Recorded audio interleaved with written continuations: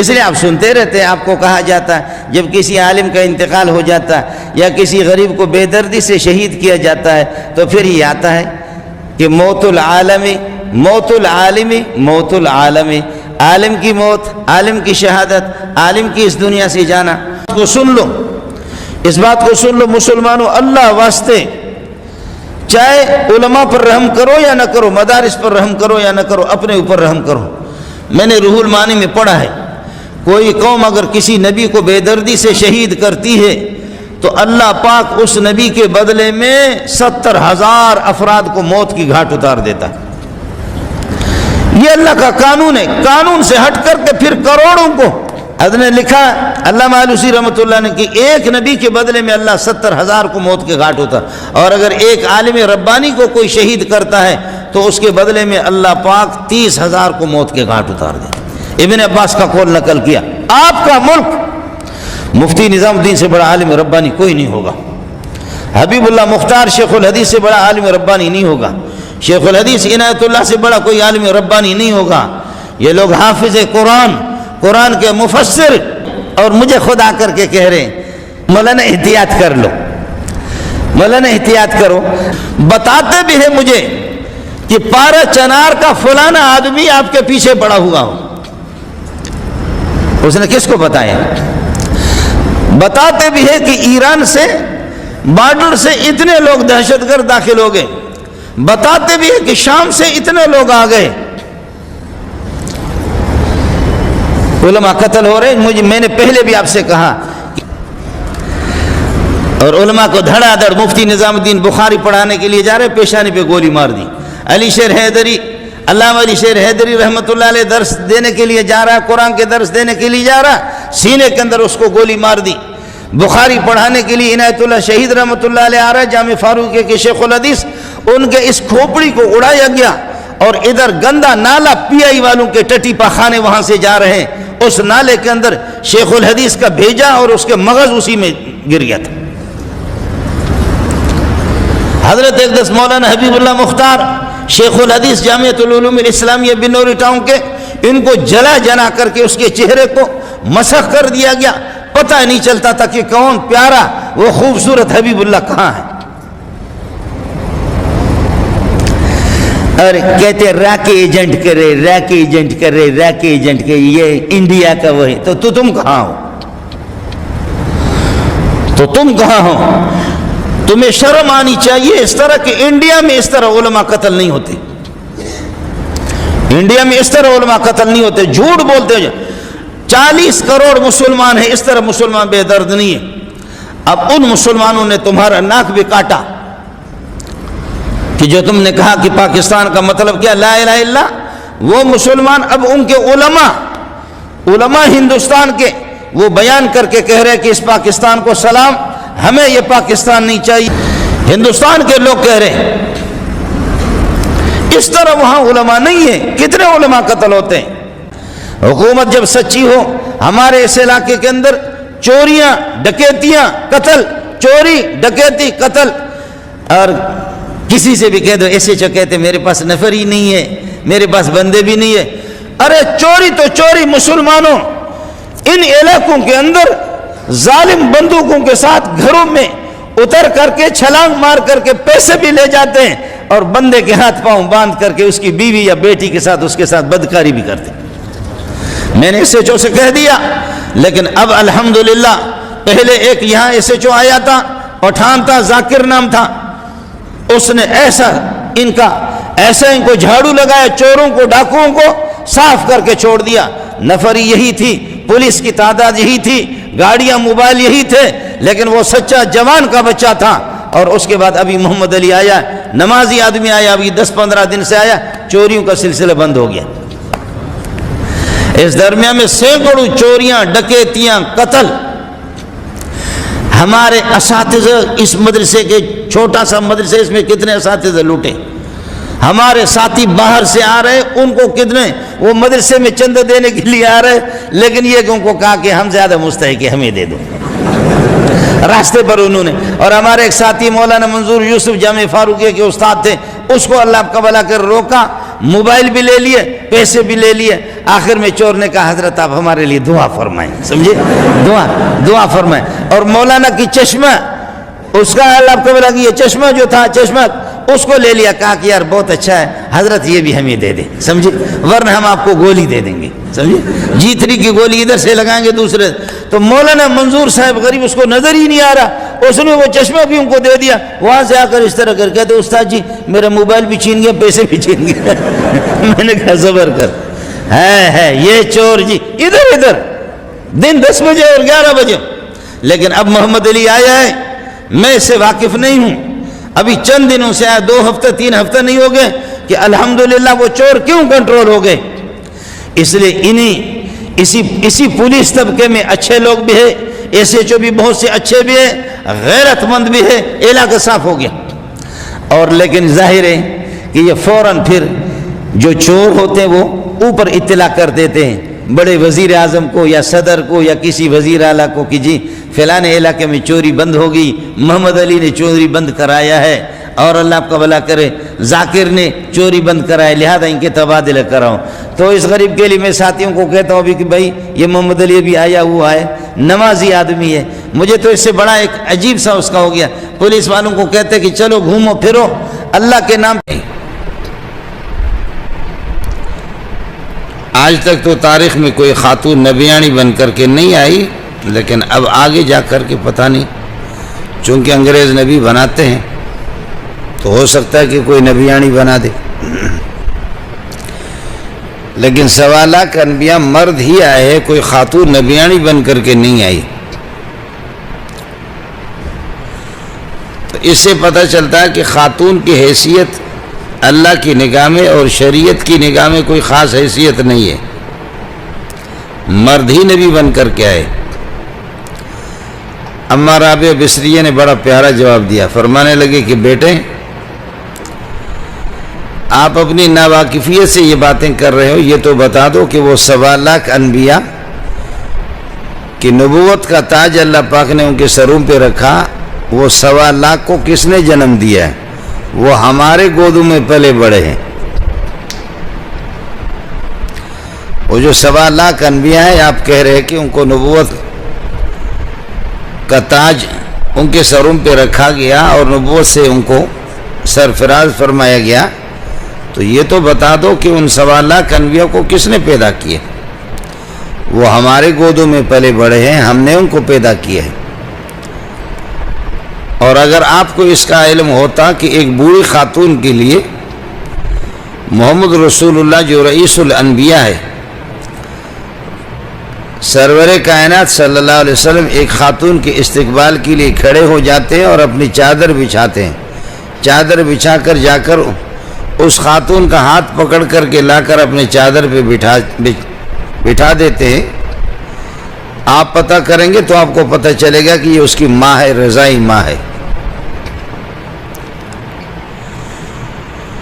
مکے سے بہت دور ہی ابوا ایک جگہ ہے اور پہاڑی علاقہ ہے. حضرت اقدس صلی اللہ علیہ وسلم کے حضرت کی والدہ آمینہ ماجدہ وہ اسی ابوا کے اندر دفن شدہ ہے، اور حضرت اقدس صلی اللہ علیہ وسلم 2 مہینے میں 3 مہینے میں ضرور وہاں جاتے اور جا کر کے اپنی والدہ کی قبر پر وہاں پر آپ روتے اور آپ کی حالت دیگر گون ہو جاتی. بہرحال ماں کا ایک مقام ہے جی.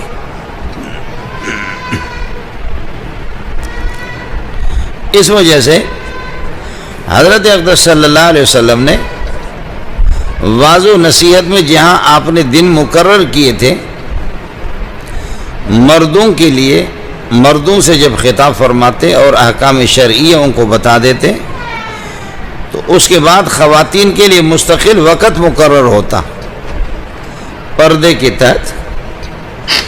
آپ نے کبھی کسی خاتون کو دیکھا بھی نہیں. اور بیعت کے موقع پر جو 4 قسم کی بیعتیں ہوتی، بیعت علی الاسلام کہ میں آپ کو گواہ بنا رہا ہوں کہ میں آپ کے ہاتھ پر اسلام قبول کر رہا ہوں، بیعت علی الاسلام ہے. بیعت علی الخلافت کہ بایاتک علی انک خلیفۃ اللہ فی الارض، میں آپ سے بیعت کرتی ہوں اس بات پر کہ آپ اللہ کے خلیفہ ہیں، آپ کے علاوہ کسی اور کو خلیفہ ہم تسلیم نہیں کریں گے۔ اور بیعت شریعت و طریقت کہ آپ کے ہاتھ پہ بیعت کرتی ہوں اس بات پہ کہ شرک قطعاً شرک نہیں کروں گی، اللہ کی ذات میں، اللہ کی صفات میں، بدعات اور خرافات سے دور رہوں گی، اور نماز اور روزے دیگر اعمال کو بھی بجا لاؤں گی، اور غیبت بہتان تراشی یہ چیزیں اس سے بھی دور رہوں گی۔ یہ بیعت شریعت و طریقت ہے۔ بیعت علی الاسلام، ہاتھ پہ اسلام قبول کر لینا، بیعت علی الخلافت کہ آپ ہی اللہ کے خلیفے، بیعت شریعت و طریقت احکام شریعہ کا اہتمام کر لینا اور وعدہ کر لینا حضرت اقدس صلی اللہ علیہ وسلم کے سامنے کہ ہم احکام شریعہ کا اہتمام کریں گے اور منکرات سے بچیں گے۔ یہ تینوں قسم کی بیعتیں خواتین کے لیے اس کی اجازت تھی اور ضروری تھی۔ مردوں کے لیے یہی تین بیعتیں اور ایک چوتھی صورت ہوتی بیعت علی الجہاد کہ مرد جہاد بھی کرتے۔ خاتون کے لیے جہاد میں جانے کی اجازت نہیں ہے، البتہ خواتین دور دور جا کر کے ان کے خیمے لگتے تھے، اور اگر کوئی مجاہد وہ زخمی ہو جاتا تو ان کو لا کر کے یہاں خیموں میں خواتین ان کی پٹی باندھتی تھی، اور اسی طرح ان کو یہ کہ زخمیوں کو پانی پلانا، ان کی خدمت کرنا۔ باقی خاتون کو میدان جہاد میں جانے کی اجازت نہیں ہوتی تھی۔ یہ بھی اس خاتون کی تقدس کو سامنے رکھ کر کے کہ ہماری مائیں اور ہماری بہنیں جو کہ انتہائی قیمتی ہے، وہ جہاد میں جا کر کے کسی یہ کہ غیر مسلم کے ہاتھ سے، کسی کافر کے ہاتھ سے ان کی توہین ہو جائے، اس کی اجازت ان کو نہیں دی۔ اس زمانے میں ماں کی بڑی قیمت تھی، اور آج اگر کسی کو ڈالڈا کا ڈبہ بھی بیچنا ہے اور کچھ ٹافی بھی اگر کسی کو بیچنی تو بہت بڑا بورڈ لگا ہوتا، اس پہ کسی خاتون کی تصویر ہوتی ہے اور وہ ٹافی اس کے ہاتھ میں ہوتی ہے کہ بھئی یہ دیکھیں ٹافی اتنی قیمتی ہے کہ یہ خاتون بھی کھا رہی۔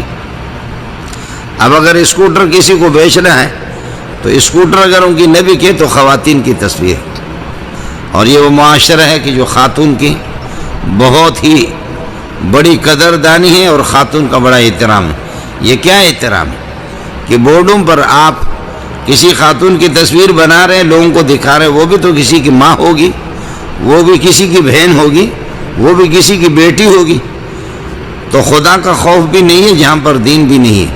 تو اس طریقہ پر ہوتا ہے۔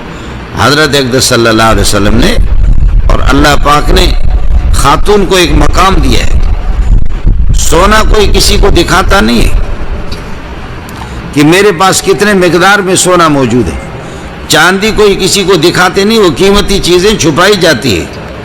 شب قدر کو چھپایا گیا ہے، معلوم نہیں ہے کہ شب قدر لیلۃ القدر کب ہے، رمضان کی کس رات کو ہے۔ شب قدر جمعہ کے اندر ایک گھڑی ہے جو کہ بہت قیمتی ہے، اور وہ خطیب جب آتا ہے خطبہ دینے کے لیے یہاں سے لے کر کے غروب شمس تک ہے یا عصر کے بعد ہے، مختلف روایت میں وہ قیمتی گھڑی کسی کو بتائی نہیں گئی، کسی کو دکھائی نہیں گئی، البتہ کہا کہ بس مستقل آپ عبادت کریں۔ تو شب قدر کو بھی چھپا گیا ہے اور جمعہ کی قیمتی گھڑی کو بھی چھپایا گیا ہے۔ اور اسی طریقہ پر یہ ہے کہ سونے کو بھی چھپایا جاتا ہے، چاندی کو بھی چھپایا جاتا ہے۔ وہ قیمتی چیزیں جتنی بھی ہیں دنیا میں وہ کوئی کسی کو دکھاتے نہیں ہیں۔ اسلام یہی کہتا ہے کہ خاتون کو بھی چھپاؤ، اس کا بھی پردہ ہے، سورج بھی اس کو نہ دیکھے، چاند بھی اس کو نہ دیکھے۔ یہ اسلام نے جتنا مقام خاتون کو دیا ہے، اور حضرت اقدس صلی اللہ علیہ وسلم نے مقام جہاد میں یہ بھی فرمایا صحابہ کو کہ خبردار کہ جو خدا کے مجرم ہیں، جو خدا کے باغی ہے، جو لڑاکو لوگ ہیں، ان سے تو آپ لڑے اور ان کو کیفر کردار تک تو پہنچا دیں، لیکن خواتین کا مسئلہ ہے، خواتین کو قتل نہ کیا جائے، بچوں کو قتل نہ کیا جائے۔ حضرت نے خواتین کے لیے مستقل دن ان کے کہنے پر اور ان کی اپیل پر حضرت نے ان کے لیے دن مقرر کیے تھے۔ مردوں سے جیسے فارغ ہو کر کے خواتین کے پاس تشریف لے جاتے اور حضرت اقدس صلی اللہ علیہ وسلم کا بیان ہوتا تھا۔ امام بخاری رحمۃ اللہ علیہ بہت بڑے محدث ہے، انہوں نے بھی یجعل للنساء یوم علی حدۃ کہ خواتین کے لیے ایک مستقل دن ہی مقرر ہو جس میں ان کو واضح و نصیحت کرے۔ اور اس موقع پر البتہ جو بات آپ نے ارشاد فرمائی وہ میں بتا دیتا ہوں، یا معاشر النساء تصدقنا یا معاشر النساء فإنی اریتکن اکثر اہل النار۔